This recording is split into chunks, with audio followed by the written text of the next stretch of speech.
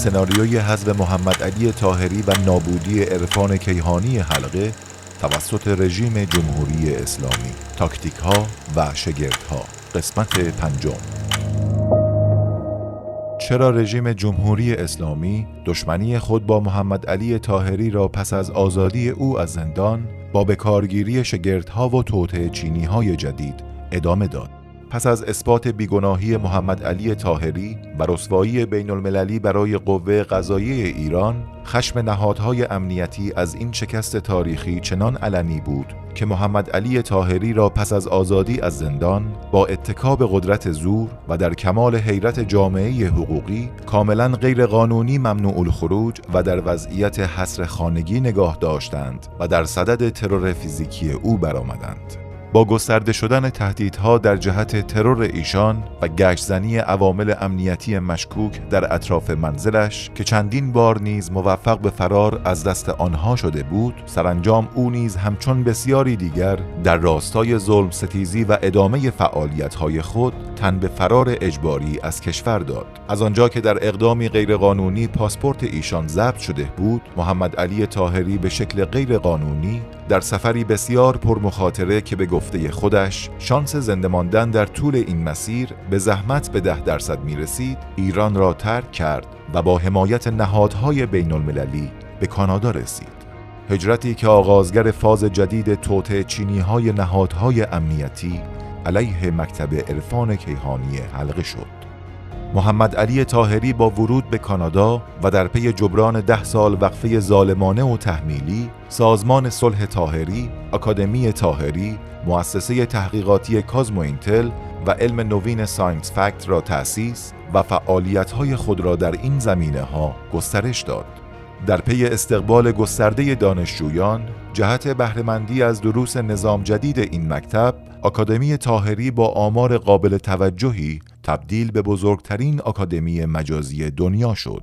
این دستاوردها نهادهای امنیتی را بران داشت این بار سناریوهای ترور شخصیتی محمد علی طاهری را طوری طراحی کنند که نه تنها جنایات هولناک رژیم علیه او سفیدشویی شود، بلکه با تخریب دستاوردهای علمی و تحقیقاتی این مکتب و سنگاندازی در مسیر رشد و توسعه آن، پروژه نابودی عرفان حلقه جان تازه‌ای به خود بگیرد و با سمپاشی علیه بنیانگذار تلاش کنند تا این سؤال را در اذهان شکل دهند که اصلاً چرا جمهوری اسلامی چنین فرد خطرناکی را اعدام نکرده است. در همین راستا عده‌ای از عوامل امنیتی نیز داوطلبانه برای اعدام انقلابی محمد علی طاهری در کانادا اعلام آمادگی کردند. پشت صحنه چه کارهایی شد که نشون میده که نظام قضایی ایران که برای من محاکمه غیر قانونی تشکیل داد، دستگیری غیر قانونی، اعدام غیر قانونی، همچین بیگناه بوده، خوب کاری کرده که اعدام صادر کرده. این طاهری حقش بوده. مبنا اینه که آقا اون رأی درست بوده، اصلا ایشونو 100 بار باز اعدام میکرد. اگه نکردن نمیدونیم چرا نکردن، کاش بکنن. و حتی یک کسی گفته که من تو خارج دنبال اینم که ایشون اعدام بشه.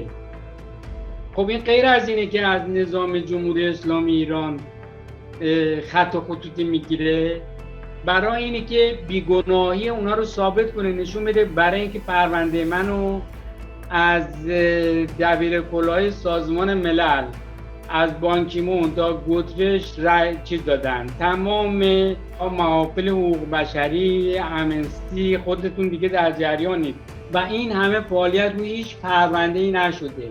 این پرونده‌ای که تاپ نمونه غیر قانونی ترین پرونده در تمام دنیاست. عوامل مؤسسه امنیتی تروریستی بهداشت معنوی مانند حمیدرضا مظاهری سیف، محمود رضا قاسمی، امین شمشیری، محمد رضا انهاری، علی ناصری راد، حمزه شریفی دوست، سغرا میرزاییان قهرود، مریم گلباز، نوید شتابی فرد و سایر بازجوها و همکاران خاص آنها مانند مهدی خزعلی و علی اکبر رائفی پور که در طی 10 سال از سردمداران و مجریان هتک حرمت علیه عرفان حلقه و بنیانگذارش بودند، پس از ناکامی از حربه‌های گذشته تغییر تاکتیک داده و در پشت صحنه قرار گرفتند و صحنه علنی دشمنی را به لشکری اجیر شده از مزدوران فضای مجازی سپردند.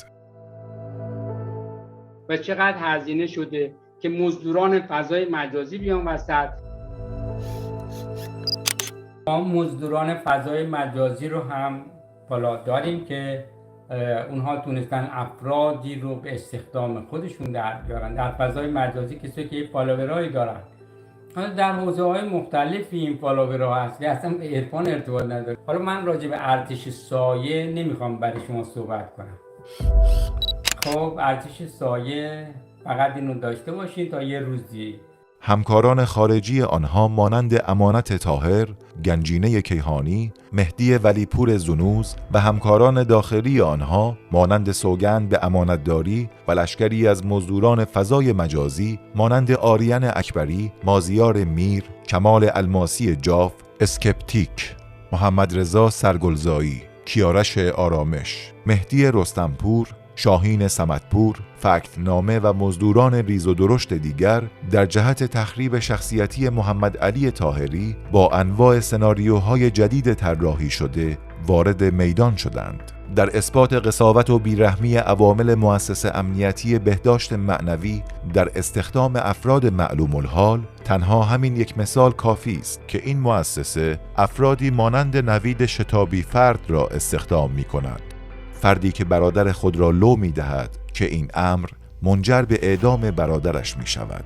ولی همینا آرشیو همینا هست برای اینکه یه روزی حالا آیندگان بدونن که چه دستایی و چه کارهایی و چه تلاش‌های مطبوعانه‌ای و تلاش‌های در این حال کثیفی در جریان برای اینکه از این آموزشات ترسی وجود داره.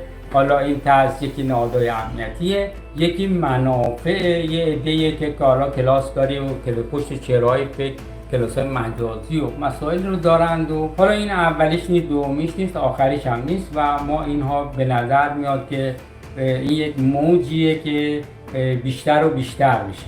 یعنی اون مؤسسات امنیتی سرمایه‌گذاری‌های بیشتری رو دارن به کمک عوامل خودشون در ارتش سایه در غیره دارن انجام میدن و ما الان ببینید که در واقع هر حمله هم میشه در واقع ما خوشحال میشیم، خوشحالیم که در واقع عرفان حلقه هنوز مطرحه، هنوز به اصطلاح براش دامگذاری میکنن، براش مهمه دیگه. اگه مهم نبود که خب این کارا طبیعتا صورت نمیگیره.